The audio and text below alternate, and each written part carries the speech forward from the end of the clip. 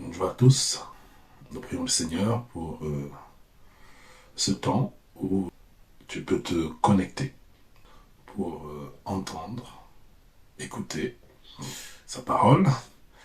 Et je prie vraiment que le Seigneur, par sa grâce, nous permette, pendant ce temps où il a déposé quelque chose que je puisse transmettre, que le Saint-Esprit rejoigne ton cœur et que cela soit utile pour ta marche avec lui, là où tu en es, et pour te permettre d'avancer.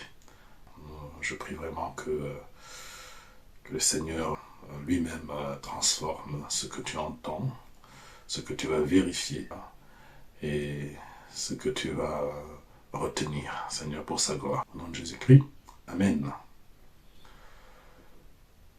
Je ne sais pas si tu te souviens du message de dimanche dernier, de la semaine dernière, quoi. Du dernier message pour ceux qui sont connectés effectivement sur les réseaux sociaux et tout.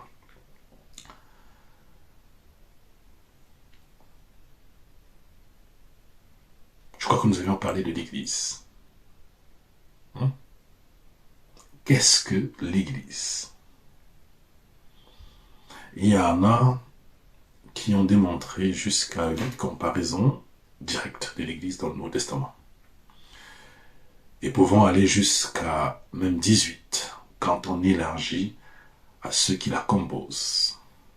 Philippe nous a introduit à qu'est-ce que l'Église universelle et locale dimanche dernier, avec certaines comparaisons bibliques. Et par conséquent, sa principale mission est donc la nôtre.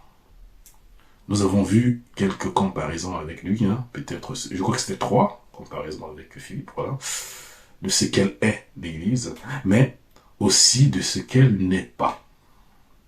Nous avons retenu surtout qu'elle n'est pas un bâtiment. Nulle part dans la Bible, l'Église, en effet, n'est jamais considérée comme un bâtiment, contrairement à ce qu'on peut entendre facilement de nos contemporains et de nous-mêmes parfois.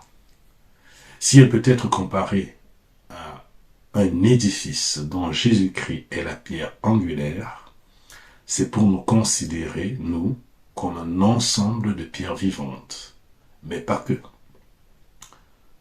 Dans le 2e chapitre de la première épître de Pierre, on va voir les versets 5 et 9. Le 5 nous dit, au verset 5, il est dit « Et vous-même, en tant que pierre vivante, laissez-vous édifier pour former une maison spirituelle, un groupe de prêtres saints, afin d'offrir des sacrifices spirituels que Dieu peut accepter par Jésus-Christ. » Et au verset 9, « Vous, au contraire, vous êtes un peuple choisi, des prêtres royaux, une nation sainte, un peuple racheté, afin de proclamer les louanges de celui qui nous a appelés des ténèbres à sa merveilleuse lumière. » En tant que peuple choisi et des prêtres saints, comme on vient de lire, qui sont des considérations directement empruntées, cette fois non pas du Nouveau Testament, mais plutôt de l'Ancien, du peuple d'Israël dans l'Ancien Testament. Je crois que nous avons de belles comparaisons pour notre croissance et notre édification au travers de ce peuple saint de l'Ancien Testament. En nous donnant d'apprendre de la constitution, du leadership et de l'intendance au sein de ce peuple élu de l'Ancien Testament. On va donc continuer aujourd'hui notre série post-exilique, après l'exil du peuple de Dieu, où nous avions déjà traversé le livre d'Esdras et de Néhémie, en passant par les prophètes Agé et Zacharie. Nous arrivons maintenant au milieu du livre de Néhémie. À partir de Néhémie 7, que nous allons voir aujourd'hui, nous allons voir comment nous laisser édifier donc, pour construire, former l'Église, ce peuple choisi, ce groupe de prêtres saints. Comment nous laisser édifier pour construire, former l'Église, ce peuple choisi, ce groupe de prêtres saints.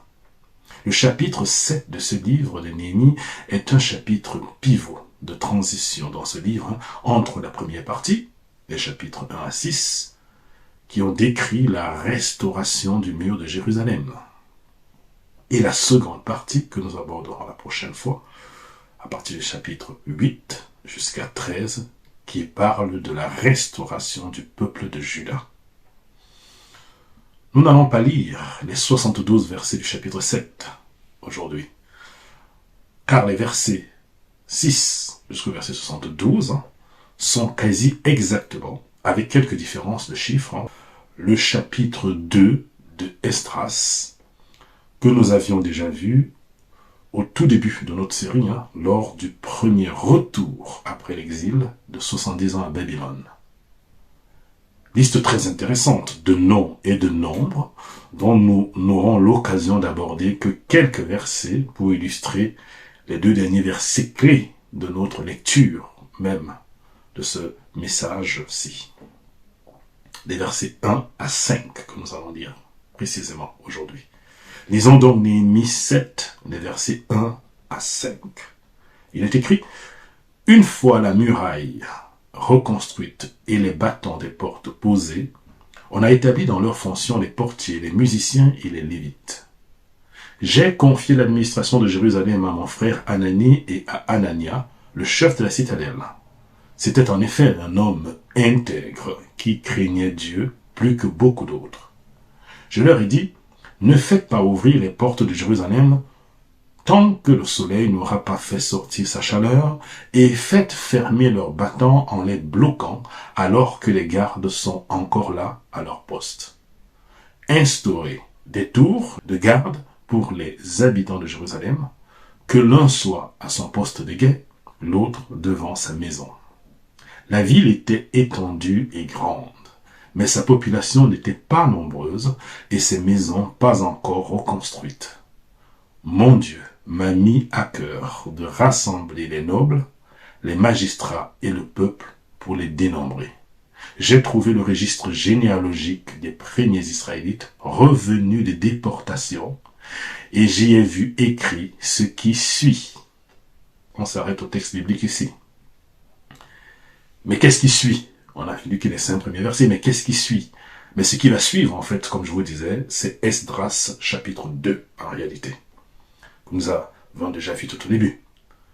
Pour un petit rappel de cette histoire du peuple de Dieu, nous avons eu la déportation à Babylone, la dernière déportation de tous, Jérusalem détruite, voilà, déportation à Babylone. Pendant 70 ans donc, un peuple déporté à Babylone, où ils ont fait leur vie, où ils ont été même encouragés qu'un jour ils reviendraient, où ils ont été encouragés à vivre et à se développer dans ce pays et de souhaiter même le bien de cette ville dans laquelle ils étaient, là-bas. Là-bas, ils étaient à Babylone, là, de ce pays. Et après, donc, il y a eu le premier retour à Jérusalem. Zorobabel et Josué, premier retour, les plus courageux, les premiers à croire et exécuter l'appel et le réveil de Dieu au travers du roi païen, Cyrus. Et on disait dans Esdras 1, verset 2, « Voici ce que dit Cyrus, roi de Perse. L'Éternel, le Dieu du ciel, m'a donné tous les royaumes de la terre et m'a désigné pour lui construire un temple à Jérusalem, en Juda. Qui, parmi vous, fait partie de son peuple? Que son Dieu soit avec lui et qu'il monte à Jérusalem, en Juda, pour reconstruire la maison de l'Éternel, le Dieu d'Israël. » À cet appel, Zorobabel et Josué et beaucoup d'autres représentants du peuple sont allés. Puis on a eu Esdras qui a accompli le deuxième retour. Le retour d'Esdras avait toute une série de personnes encore qui sont encore quittées de Babylone pour revenir à Jérusalem. Et enfin, on a eu Néhémie. Nous avions commencé avec ce livre, et puis Néhémie. Qui tous, que ce soit Zorobabel, Josué, Esdras et Néhémie, tous se sont investis pour l'œuvre de Dieu, pour permettre à son peuple de retourner à Dieu, d'être restauré. Ce qui suit donc, de ce que nous avons lu, du chapitre du verset 6 au verset 72, on aura donc là la liste des 12 représentants du peuple, dont Zorobabel, le gouverneur de sang royal, et Josué, le prêtre, au verset 7. Puis on aura les hommes du peuple de Dieu, les laïcs, du verset 8 au verset 38. On va les citer avec des nombres de personnes. puis on aura les prêtres, puis les lévites, puis les musiciens, puis les portiers, puis les Néthiniens, ou encore les serviteurs des serviteurs du temple, verset 44, puis les descendants des serviteurs de la cour de Salomon, voilà, qui étaient encore des serviteurs des serviteurs, voilà. Et on aura aussi, ensuite, ceux qui ne pouvaient pas prouver leur pedigree ou leur appartenance, du verset 61 au verset 65. On reviendra dessus. Puis, enfin, la liste des dons et des donateurs du peuple pour les travaux du temple, du verset 66 au verset 71. 70 ans donc après la chute de Jérusalem et la destruction de la muraille, il y a eu le premier retour. Et depuis là donc, 70 ans se sont écoulés encore, qui ont été intercalés par un silence de presque 60 ans, je sais pas, 57 à 60 ans, qu'on estime être la période de la reine Esther. Esdras vint rétablir le culte et la sainteté du peuple. Puis Néhémie vient restaurer la muraille et avec Esdras restaurer le peuple dès le chapitre 28. 5 versets abordés progressivement, 4 points donc de ce que nous avons lu. Et on va aller progressivement donc à partir du verset 1. J'ai une question à vous poser, dont vous trouvez la réponse bien sûr dans ce verset 1 déjà. Quelle est la première action de Néhémie une fois retrouvé ce confort d'une muraille rétablie pour la ville du peuple de Dieu? Quelle est la première action de Néhémie? Verset 1. Nous disons, une fois la muraille reconstruite, rappelons-nous que c'est en 52 jours que la muraille est reconstruite, ce qui était détruit depuis plus de 140 ans donc.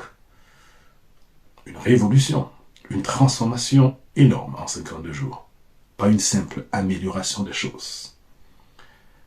Et les battants des portes ont été posés. On pourrait se réjouir de cette fin victorieuse et s'en arrêter là. Mais non. Quand Néhémie disait à ses ennemis, comme on a vu au chapitre 6, à la fin de la reconstruction de la muraille, quand il y a eu des attaques importantes de ses ennemis, pour qu'ils ne posent même pas les battants des portes, qu'ils s'arrêtent quand même là, Néhémie disait, j'ai un grand travail à faire, je n'ai pas de temps à perdre, pas de distraction. S'agissait-il seulement des battants des portes qui restaient à poser? Mais non, il fallait bien sûr qu'il aille au bout de la construction du mur, et donc les portes pour la sécurité, confort du peuple de Dieu. Mais dans quel but? À quoi servent les murs apportant un confort si le peuple ne peut pas librement exceller dans la louange et l'adoration de Dieu? C'est ce que feront les chrétiens toute l'éternité, la louange et l'adoration de Dieu. Alors, on comprend pourquoi la première action au-delà des murs est d'établir, comme on l'a dit dans le verset 1, dans leurs fonctions, les portiers, les musiciens et les lévites, le service du temple pour l'adoration de Dieu. Des murs, un bâtiment pourrait nous apporter du confort, mais n'ont jamais adoré Dieu. Ce que nous projetons, ce que nous mettons en place, ce que nous construisons, nous pousse-t-il à exceller dans la louange à l'Éternel? Passons au verset 2. Et j'ai une autre question à vous poser maintenant, avant d'aborder ce verset 2. En deux volets. Quelle est la deuxième action de Néhémie? Quel type de critères importants identifie les personnes dans ce verset 2? J'ai confié l'administration de Jérusalem à mon frère Anani et à Anania, le chef de la citadelle. C'était en effet un homme intègre qui craignait Dieu plus que beaucoup d'autres. Nous voyons premièrement qu'il a confié l'administration. Néhémie a confié l'administration à d'autres. Quelqu'un posait la question et me posait cette question: qui est-ce que je suis et qui est celui qui me suit? La transmission. Faire des disciples. Néhémie gouverne et a assuré la reconstruction des murailles et veut maintenant mettre d'autres en gouvernance, en responsabilité. La construction des murailles n'est pas pour se faire sa place, pour en jouir des fruits, ou comme le prétendaient les ennemis dans le chapitre 6, qu'on a vu la dernière fois, pour se faire le chef. Mais il a un autre grand travail auquel Dieu l'appelle, et il doit, parmi ceux qui cheminent avec lui, mettre d'autres en responsabilité. Alors la question qui nous est posée, qui est-ce que je suis et qui est celui qui me suit? Est-ce que je veux mettre d'autres en responsabilité? Et est-ce que je suis, moi, prêt à prendre des responsabilités au sein de l'Église, au service de Dieu? Deuxième point, quel choix faire pour confier des responsabilités parmi ce peuple de Dieu en reconstruction? Et aussi donc dans l'Église ou même dans une entreprise. Le leadership que nous propose la parole au travers de l'exemple de Néhémie, est-ce que c'est du népotisme? Puisque, vous vous rappelez ce que c'est que le népotisme? Comme dit Wikipédia, c'est la tendance de certains supérieurs ecclésiastiques, évêques et papes, et par extension de certains dirigeants d'autres institutions, à favoriser l'ascension des membres de leur famille, ou plus généralement, à leur cercle rapproché dans la hiérarchie qu'ils dirigent, au détriment des processus de sélection ordinaires basés sur le mérite. Puisque dans ce texte, dans ce verset, comme on vient de le voir, il y a Anani et Anania, deux personnes. Anani, l'un des frères du gouverneur, certes, mais dont il n'est pas jugé nécessaire d'en dire plus. Ce Anani, le frère du gouverneur, le frère de Néhémie. L'un des frères, pas le frère, l'un des frères de Néhémie. Il n'est pas jugé d'en dire plus ici, parce qu'il est déjà connu et reconnu au sein du peuple. Anani, ce loyal, qui plus qu'un frère de sang, porte le même fardeau. Le fardeau du ministère de Néhémie, dès sa première heure. Le rapporteur fidèle, digne de confiance. Voilà ce qu'est Anani. Et on a besoin pour ça de revenir à Néhémie 1, vous voyez au verset 2 et 3, où Anani, c'est cette personne-là, vous vous souvenez? L'un de mes frères est arrivé avec quelques-uns de Juda. Je les ai interrogés au sujet des Juifs, rescapés de la déportation, et au sujet de Jérusalem. Ils m'ont répondu, les rescapés de la déportation se retrouvent là dans la province, au comble du malheur et du déshonneur. La muraille de Jérusalem est pleine de brèches, et ses portes ont été réduites en cendres. C'est ça, Anani. Celui qui porte le fardeau. Le même fardeau pour le ministère de Néhémie. C'est le rapporteur fidèle, digne de confiance. Et on va voir tout de suite que Anania, dont on parle nouvellement, il est donc nécessaire de préciser les motivations d'un tel choix et critères d'un bon leadership. Et c'est là que Néhémie donc nous donne pourquoi ce choix aussi. C'est un commandant militaire, mais ayant donc une compétence établie quelque part. Mais ça ne suffit pas. Il faut un caractère. Fidélité et crainte de Dieu. Fidélité et crainte de Dieu, c'est ce qui nous est noté. C'était en effet un homme intègre qui craignait Dieu plus que beaucoup d'autres. On trouve donc chez les deux réunis, que ce soit Anani et Anania, ce caractère particulier, digne de confiance, qui porte le même fardeau, fidélité, intégrité et crainte de Dieu. Craindre Dieu, ce n'est pas avoir peur de Dieu, on est d'accord, mais avoir peur de ne pas faire sa volonté, de ne pas lui faire plaisir. On a l'exemple d'Abraham qui était prêt à sacrifier son fils à la demande de Dieu. Et au moment où il levait le couteau, dans Genèse 22, au verset 12, on lit ceci, l'ange dit, ne porte pas la main sur l'enfant et ne lui fais rien, car je sais maintenant que tu crains Dieu et que tu ne m'as pas refusé ton fils unique. Tu crains Dieu. Si on résume donc la réponse aux questions qui nous sont posées dans cette leçon de leadership au verset 2 que nous donne Néhémie, Quels critères développer? Quels critères travailler à développer en priorité? Qui vont m'équiper, qui vont me qualifier pour le service de Dieu ou le service parmi le peuple de Dieu? Quels critères, en tant qu'Église, ou conseil d'Église, ou conseil pastoral, devons nous mettre en avant pour choisir des responsables au sein de l'Église pour les questions divines? En tant que suiveur ou suivi, en tant que suivi ou suiveur, que regarder ou rechercher en priorité? Non, pas des compétences, mais un caractère empreint de digne de confiance, fidélité et crainte de Dieu. Le choix du caractère, c'est-à-dire du cœur, avant les compétences, c'est-à-dire la connaissance, l'expérience, le savoir-faire, qui ne sont pas inutiles, mais qui sont secondaires au caractère. C'est ce que Dieu s'emploie à faire quand il regarde non pas à l'apparence, à ce qui frappe l'œil, mais au cœur. Je paraphrase peut-être un commentateur qui disait « Les compétences peuvent s'apprendre et s'acquérir plus facilement que de changer ou inculquer un caractère. » Et il faut du temps dans le choix, car les compétences se prouvent rapidement. Notre CV truffé de compétences en disent long, tandis que le caractère se prouve dans le temps, dans le vécu.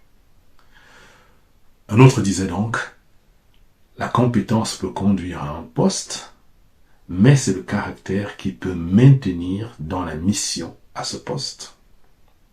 Et nous, en conclusion donc, sur ce deuxième point, à réponse à cette question, comment se laisser former pour un peuple de Dieu, il faut forger le caractère selon Dieu, la crainte de Dieu, pour servir, transmettre ou prendre des responsabilités dans l'Église ou dans son œuvre.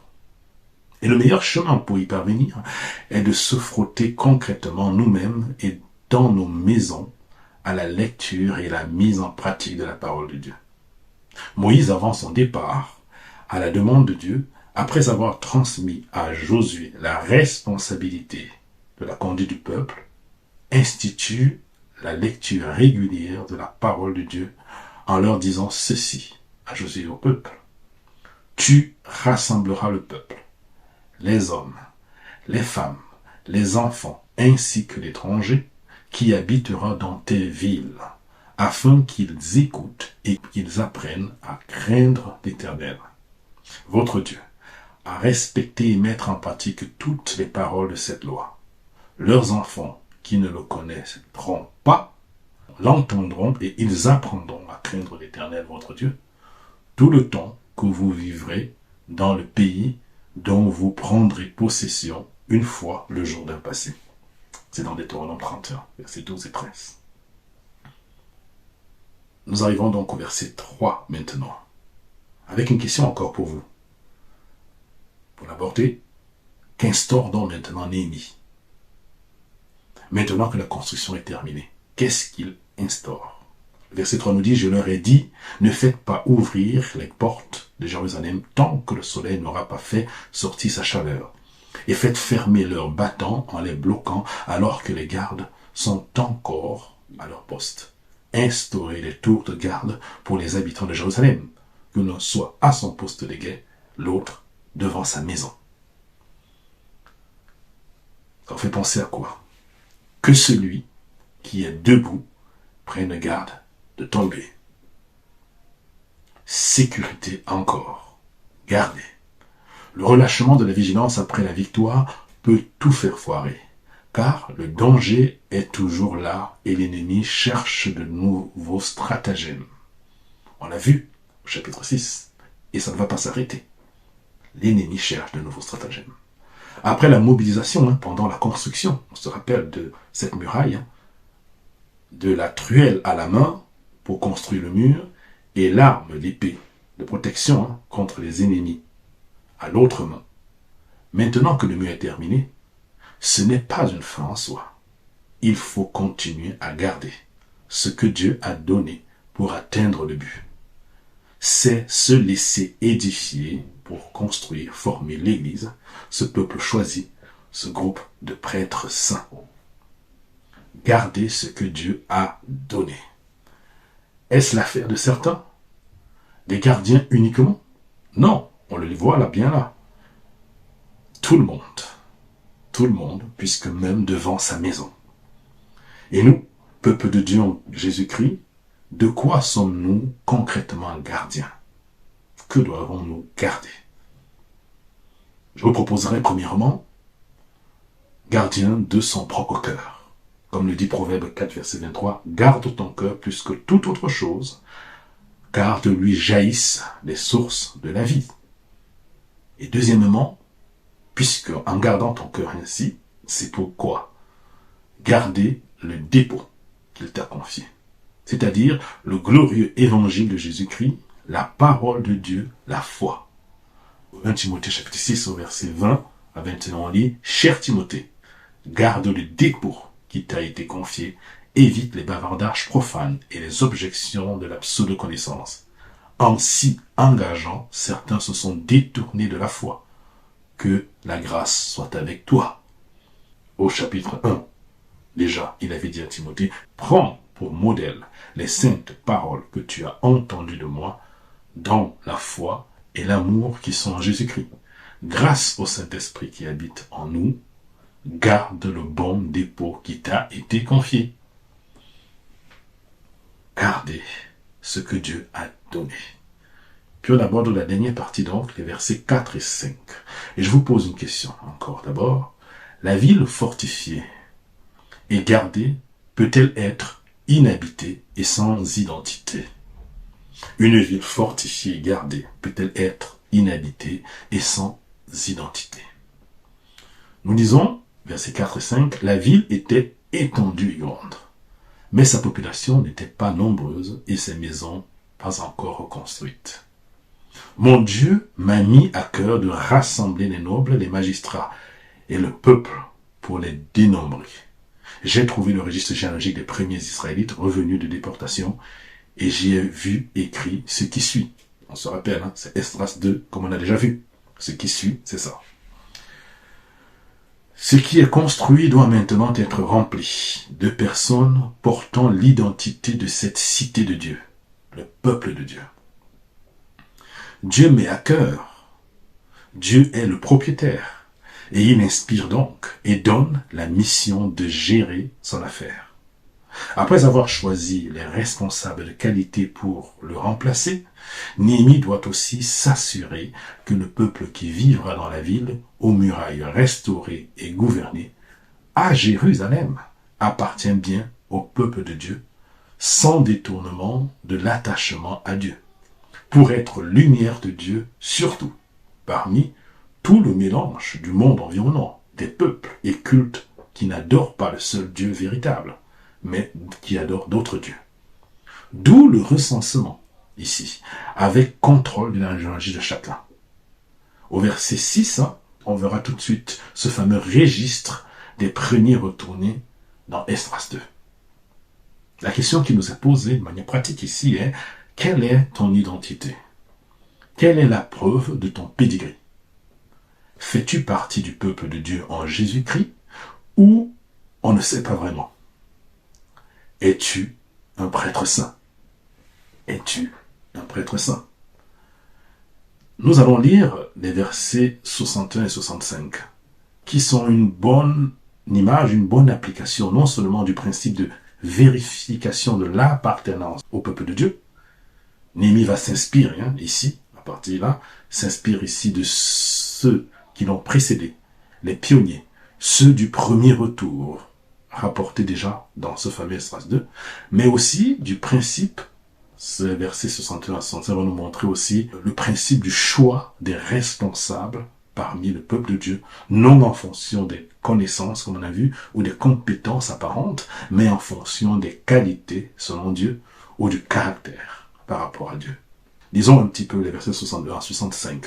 Voici ceux qui revinrent de Tel Mélach, de Tel Harsha, de Kéroubadon et d'Imer, et qui ne purent pas prouver qu'ils étaient bien d'Israël par leur famille et leur origine. Les descendants de Délaja, de Tobija, de Nekoda, 642. Parmi les prêtres, les descendants de Adoja, Habakkuk et de Barzia, qui avaient épousé une des filles de Barzia, le Gadite, et avait porté son nom. Les prêtres, les descendants, y avaient porté son nom. Ils avaient cherché leurs actes généalogiques, mais ne les avaient pas trouvés, de sorte qu'ils furent déclarés impurs pour l'exercice de la fonction de prêtre. Le gouverneur de Juda leur interdit de manger des offrandes très saintes, et ce jusqu'à ce qu'un prêtre ait pu consulter l'Urim et le Thummim. L'Urim et le Thummim. Ici, ce sont les 5 versets qu'on a lus. 61 à 65. Toute cette liste, de toute façon, depuis le verset 6 au verset 71, toute cette liste des noms, dans tout ce chapitre ici, même pour les dons, puisqu'à la fin on parle une liste de dons en fait, pour les travaux à la fin, et comme nous l'avions déjà dit en Esdras, et comme souvent dans la Bible, doit nous rappeler l'intérêt que Dieu porte aux personnes qu'il appelle de manière individuelle à son œuvre pour son service concret, aux personnes qu'il connaît, il connaît chacun par son nom, ceux qui acceptent de s'engager à sa suite en comptant sur ses promesses. Il est attentif et sait décompter le travail de chacun fait pour sa gloire. Et ainsi, notre travail dans le Seigneur n'est pas vain. Dans ces versets que nous venons de lire, il y a des prêtres qui ont donc des connaissances, ça on l'a déjà vu, et un savoir-faire de prêtre, puisqu'ils sont déjà identifiés comme des prêtres au départ. Mais lesquels, concrètement? Et peut-être même il en manquait des prêtres en ce moment, puisqu'on en recherchait. Mais cela ne suffit pas pour être reconnu comme prêtre saint du Dieu vivant. Sont-ils du peuple? Sont-ils des descendants des prêtres selon la volonté de Dieu? C'est la question qui leur est posée à Néhémie et aux autres. Alors, ils ne peuvent servir pour l'instant jusqu'à ce que le grand prêtre ait pu consulter l'Urim et le Thummim. Un mot bizarre, c'est-à-dire, en fait, consulter la volonté de Dieu pour savoir s'ils peuvent être reconnus comme prêtres. C'est ça, consulter l'Urim et le Thummim par le grand prêtre. Consulter la volonté de Dieu pour savoir, puisqu'ils ne peuvent pas le prouver. Et on a ici 2 leçons clés pour nous. Premièrement, connaissance et savoir ne suffit pas pour être responsable. Il faut donc parfois du temps pour entrer en relation et prier Dieu afin de révéler le caractère selon Dieu. Deuxièmement, quelle est ton identité? Quelle est la preuve de ton pédigré? Fais-tu partie du peuple de Dieu en Jésus-Christ? Ou on ne sait pas vraiment? Je repose la question que j'ai posée tout à l'heure. Es-tu un prêtre saint? Je vois là, dans ces versets, un encouragement. Dans cette consultation de l'Urim et le Thummim pour ceux qui sont en Jésus-Christ. Le principal sacrificateur, le prêtre, celui qui consultait l'Urim et le Thummim, qui est entré une fois pour toutes dans la présence de Dieu, avec son sang versé à la croix, pour accomplir la volonté parfaite de Dieu, c'est-à-dire Jésus-Christ, est aussi victorieusement ressuscité. Tous ceux qui ont mis leur confiance en Jésus-Christ, ceux qui ne sauraient autrefois, et qui n'ont même pas la capacité pour cela, de prouver de leur identité, de leur pédigré, pour faire partie du peuple, ont par le Saint-Esprit non seulement l'attestation de leur appartenance à Jésus-Christ, mais également de leur sacerdoce. Ils deviennent tous des prêtres saints, des prêtres royaux. Si dans le peuple d'Israël, il y avait certains appartenant à la tribu de Lévi et étant des descendants d'Aaron pour être des prêtres, et c'est ça qu'il fallait prouver, désormais, dans l'économie de Jésus-Christ, en Jésus-Christ de la Nouvelle Alliance, voilà, notre preuve éclatante ne vient pas de nous, mais elle vient de ce que Jésus-Christ a fait et accompli. Alors c'est notre foi en Jésus-Christ qui est l'attestation de notre appartenance et notre sacerdoce. Et nous sommes tous ceux qui sont en Jésus-Christ, des prêtres saints, dignes d'exercer désormais dans la cité de Dieu. De plus, cela est vérifiable, vous le savez, dans un registre généalogique éternel cette fois, le livre de vie de l'agneau. Apocalypse 3, verset 5, le vainqueur sera habillé de vêtements blancs. Je n'effacerai pas son nom du livre de vie et je le reconnaîtrai devant son Père et devant ses anges. Et puis là, dans Apocalypse 13, quand Apocalypse 13 parle de la bête, une des manifestations avec le dragon de l'adversaire de Dieu jusqu'à la fin, il est dit, il lui fut permis de faire la guerre aux saints et de les vaincre. À la bête, on dit. Elle reçut l'autorité sur toute tribu, tout peuple, toute langue et toute nation. Quel désastre! Et tous les habitants de la terre l'adoreront. Tous ceux dont le nom n'a pas été inscrit dans le livre de vie de l'agneau offert en sacrifice, et ce, dès la création du monde. Waouh!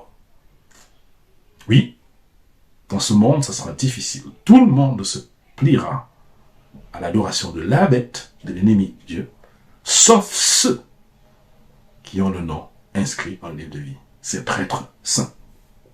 Et à la fin, parlant de la nouvelle Jérusalem, Apocalypse parlant enfin de la nouvelle Jérusalem, on lit au verset 27 du chapitre 21, « Il n'entrera chez elle rien de souillé, ni personne qui se livre à des pratiques abominables ou au mensonge.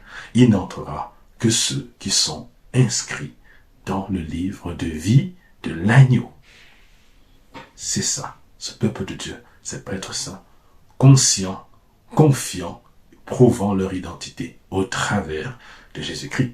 En conclusion donc de ce que nous avons vu aujourd'hui, à partir de Néhémie 7, nous avons vu comment nous laisser édifier pour construire, former l'Église, ce peuple choisi, ce groupe de prêtres saints.